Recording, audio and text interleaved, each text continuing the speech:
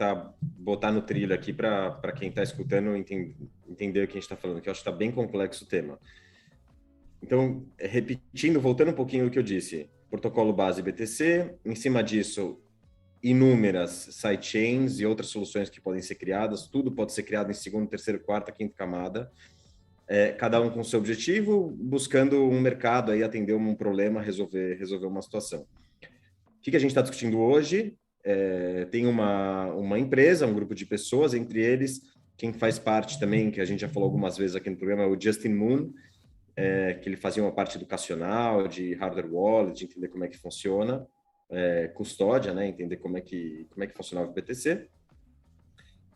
E a narrativa deles, o que eles estão dizendo é o seguinte, ou seja, por que eles estão criando essa nova federação, assim como existe a Liquid da Blockstream? Eles estão dizendo que um dos maiores problemas de adoção do BTC é a custódia.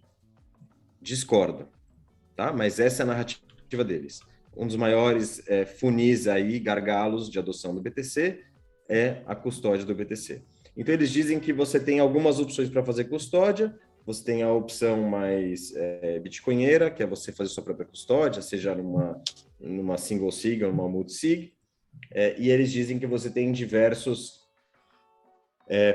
problemas ou dificuldades ou barreiras de entrada, porque é complicado, porque de alguma forma você tem que guardar essa seed, e você, de certa forma, tem que confiar ou você guarda com você a seed, ou você confia em alguém para guardar essa seed, que pode ser o cofre de um banco, por exemplo.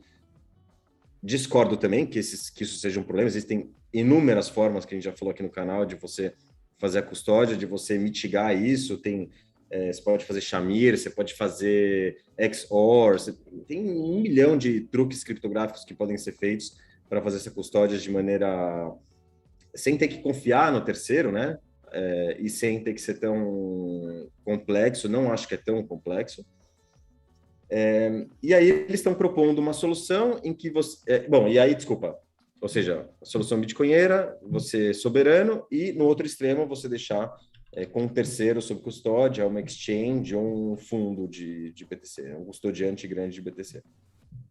E eles querem achar uma solução aí no meio, ou seja, algo que você tenha segurança, mas que você não precise terceirizar 100% essa questão de confiança, né, deixando numa corretora, nem que você precise quebrar cabeça e correr esse risco, entre aspas, de fazer a custódia você mesmo. Então, seria um meio termo, né? Essa é a proposta deles.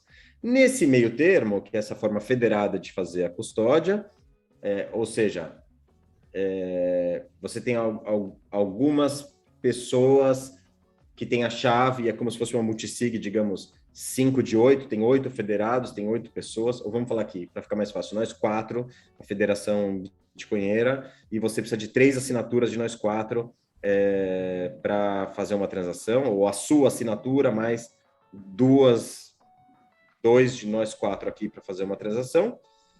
Então, você transfere um pouco essa confiança, mas nossa federação bitcoinheira, a gente não consegue mexer com os seus fundos, a gente não consegue fazer nenhuma transação sem a sua autorização, sem a sua assinatura. Ok, até aí?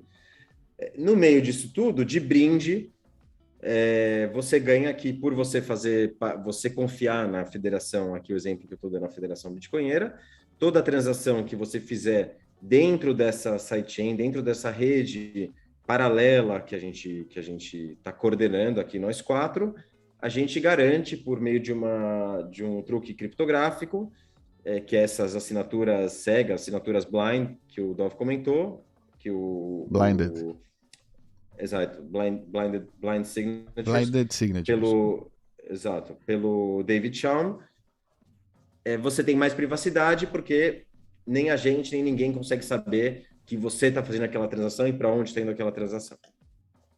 Basicamente, é isso. Agora, tem alguns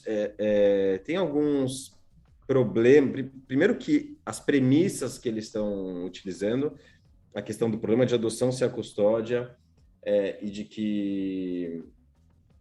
que essa é a melhor maneira de resolver, eu discordo, não acho que o maior gargalo É seja a infeliz. custódia. É infeliz mesmo o material que eles estão usando, mas pode ser que seja para atrair dinheiro, investidor, sei lá. Enfim, igual é infeliz, porque. E atraíram, não?